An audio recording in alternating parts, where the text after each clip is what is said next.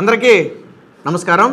Pithapuram AE Nookaraju కుటుంబం రాష్ట్ర వ్యాప్తంగా సంచలనం సృష్టిస్తుంది. మనందరికీ తెలుసు. ఆ కుటుంబ సభ్యులను నిన్న విజయసాయిరెడ్డి త్వరలోనే కొత్తగా పార్టీ పెట్టబోతున్నటువంటి విజయసాయిరెడ్డి పరామర్శించడం జరిగింది. వారితో మాట్లాడిన తర్వాత, వారి కుటుంబ సభ్యులతో మాట్లాడిన తర్వాత ఒక ప్రెస్ మీట్ కూడా పెట్టి విజయసాయిరెడ్డి కొన్ని కామెంట్స్ చేశాడు. ఇప్పుడు సోషల్ మీడియా వేదికగా ఆ కామెంట్సే వైరల్గా మారాయి. ఏంటంటే, జగన్మోహన్ రెడ్డి హిందూ మతాన్ని నీరుగారుస్తూ క్రిస్టియానిటీని పెంచి పోషించే విధంగా రాష్ట్రంలో అనేక చర్చుల నిర్మాణానికి జగన్మోహన్ రెడ్డి సహకరించాడు, కానీ హిందూ మతానికి ఏమీ చెయ్యలేదు.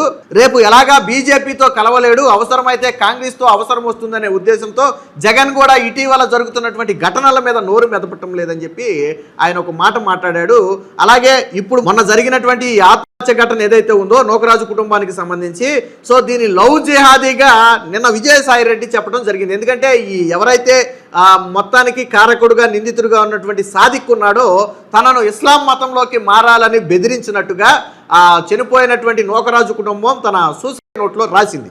సో కాబట్టి బలవంతం చేశారు, ఇది లవ్ జిహాదీ అని చెప్పి నిన్న ఆ కామెంట్స్ కూడా విజయసాయిరెడ్డి వాడటం అయితే జరిగింది. మొత్తంగా విజయసాయిరెడ్డి చేసిన కామెంట్స్లో ప్రధానమైంది ఏంటంటే, జగన్మోహన్ రెడ్డి క్రిస్టియానిటీని డెవలప్ చేయడానికి, అనేక చర్చిల నిర్మాణానికి అనుకూలంగా వ్యవహరించాడు అనేది జగన్మోహన్ రెడ్డి మీద విజయసాయిరెడ్డి చేసినటువంటి ఆరోపణ. ముందుగా చేసినటువంటి ఆరోపణ ఏంటనేది ఒకసారి చూడండి. జగన్ గారి విషయం కూడా అదే. మత మార్పిడులని ఆయన ప్రోత్సహించాడే కానీ, కొన్ని వందల చర్చిలు కట్టేదానికి ఆయన సహకరించాడే కానీ, ఆయన ఏ రోజు కూడా హిందూ మతాన్ని ప్రోత్సహించేదానికి ఆయన సహకరించలేదు అన్నటువంటి విషయాన్ని నేను, అందుకే ఆయన కూడా మళ్ళీ రేపు ఎలాగూ బీజేపీతో జతకట్టలేడు కాబట్టే రేపు కాంగ్రెస్తో అవసరం వస్తుందేమో, ఎందుకు ఇటువంటి విషయాలను లేవనెత్తడం అని ప్రతిపక్షం కూడా విన్నారు కదా.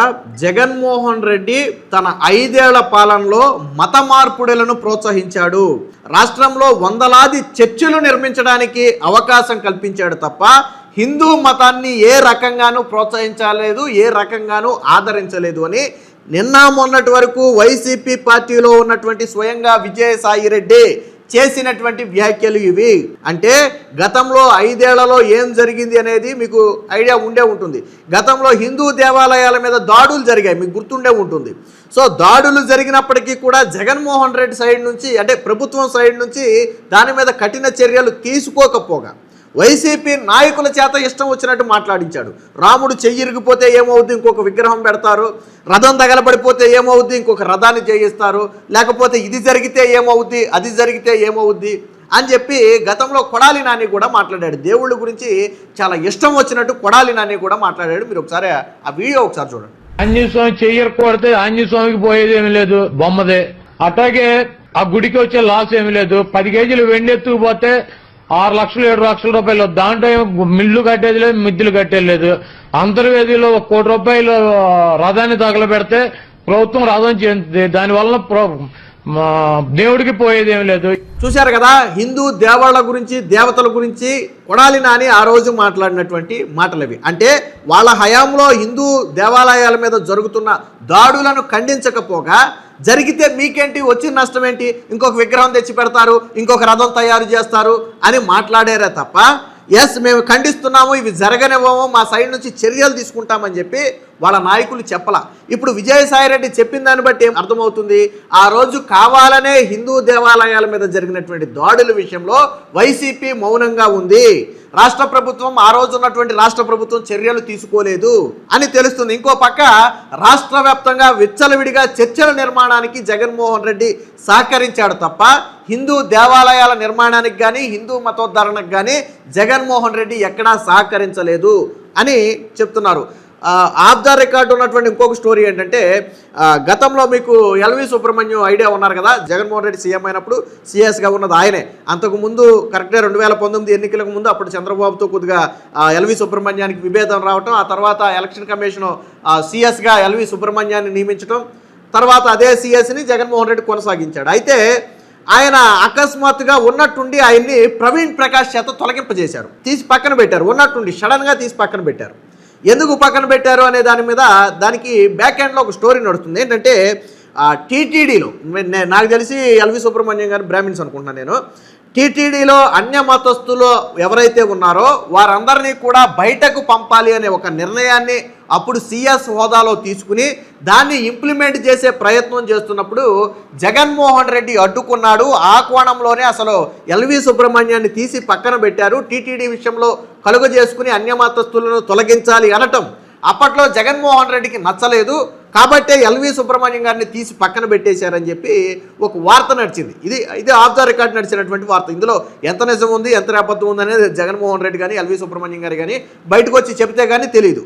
ఆయన టీటీడీలో అన్యమతస్థుల తొలగింపు కోసం చర్యలు తీసుకుంటున్న నేపథ్యంలోనే జగన్మోహన్ రెడ్డికి నచ్చక ఆయన్ని తొలగించారు అనేది నడుస్తున్నటువంటి వాదన. సో అంటే మీకు ఇప్పుడు అర్థమైంది కదా, విజయసాయి రెడ్డి వ్యాఖ్యలు అర్థమైంది, అప్పట్లో ఎల్వి సుబ్రహ్మణ్యం తొలగింపుకు సంబంధించి వచ్చినటువంటి కామెంట్స్ మీకు అర్థమైంది. అంటే జగన్మోహన్ రెడ్డి విధానం అనేది చాలా స్పష్టంగా. ఈవెన్ ఆ తర్వాత టీటీడీ లడ్డూ విషయం మనం చూసాం. అసలు లడ్డూలో వాడింది నెయ్యే కాదు, సరే అందులో జంతుకోవు కలిసిందా లేదా అనేది పక్కన పెడదాం కాసేపు, అది కోర్టు నిర్ణయిస్తుంది. అందులో నెయ్యి అయితే లేదు కదా. 5 సంవత్సరాల పాటు తిరుమలకు సప్లై చేసినటువంటి నేతిలో నెయ్యే లేదు, 0% నెయ్యి, మొత్తం కెమికల్స్తో తయారు చేసినటువంటి నెయ్యే తప్ప, అంటే అది నెయ్యి లాంటి ఒక పదార్థం తప్ప నెయ్యి కాదు. అంటే అటు భక్తుల మనోభావాలతో చెలగాటమాడారు, భక్తుల ఆరోగ్యంతో కూడా చెలగాటమాడారు. ఇప్పుడు నెయ్యి అన్న తర్వాత ఒక 70-80% నెయ్యి ఉండి ఒక 10% 20% కల్తీ ఉంటే అది వేరే విషయం. ఇప్పుడు పాలలో మనం కొళ్ళు నీళ్లు కలిపినట్టుగా. కానీ అసలు 100% నెయ్యే కాదు, 100% అది కెమికల్స్తో తయారు చేసినటువంటి ఒక పదార్థంతో లడ్డూలు తయారు చేసి 5 సంవత్సరాల పాటు ఇచ్చారు అంటే వాళ్ళకి తెలియకుండా జరుగుద్దా? వాళ్ళ ప్రమేయం లేకుండా జరుగుద్దా? జరగదు కదా.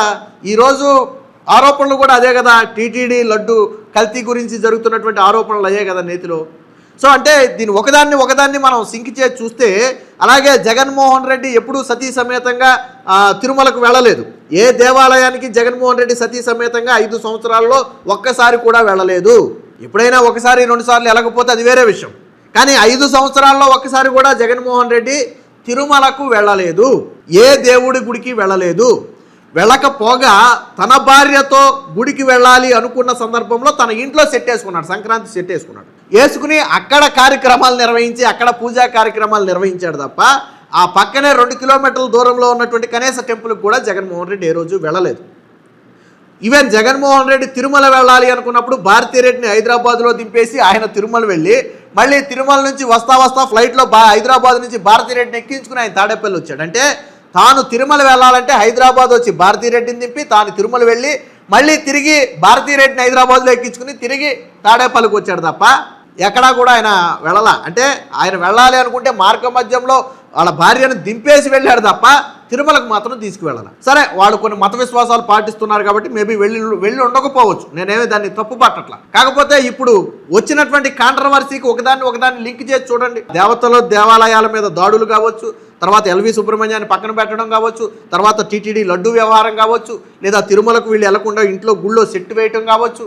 ఇలా 1 కాదు 2 కాదు అనేక ఘటనలను మనం సింక్ చేసి చూసినప్పుడు ఇదంతా కూడా కావాలని హిందూ మతం మీదో లేకపోతే హిందూ దేవాలయాల మీద ఏమైనా కుట్ర జరిగిందా అని అనుమానం కలుగుతుంది. జగన్మోహన్ రెడ్డి ముఖ్యమంత్రి కాగానే మొట్టమొదటి యాత్ర జెరూసలేం యాత్ర. జెరూసలేమే వెళ్ళాడు జగన్మోహన్ రెడ్డి. సీఎం అయిన తర్వాత మొట్టమొదటిసారికి వెళ్ళింది జెరూసలేమే. సో వాళ్ళ పవిత్ర ప్రదేశం, బేసిక్గా క్రిస్టియన్స్కి పవిత్ర ప్రదేశంగా భావిస్తారు జెరూసలేంని. మేబీ వెళ్ళి ఉండవచ్చు. అంటే మీరు దీన్ని ఒకదాన్ని సింక్ చేసి చూడండి. ఈరోజు విజయసాయి రెడ్డి మాట్లాడిన మాటల్లో మీకు అర్థమయ్యే ఉంటుంది. విజయసాయి రెడ్డి ఏమి కూటమికి చెందిన నేత కాదు, చంద్రబాబు నాయుడు సానుభూతిపరుడు కాదు.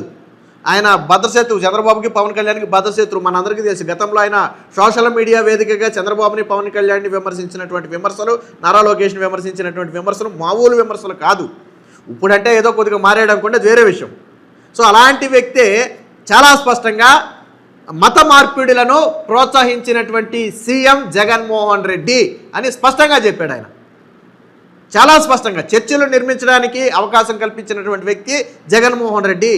అదే సమయంలో హిందూ దేవాలయాల మీద కానీ హిందూ ధర్మం మీద కానీ ఎటువంటి ఇది తీసుకోలేదని చెప్పి స్వయంగా విజయసాయి రెడ్డి చెప్పినటువంటి మాటలు. సో ఇప్పుడు ఈ మాటలే సోషల్ మీడియా వేదికగా అయితే మాయాయి.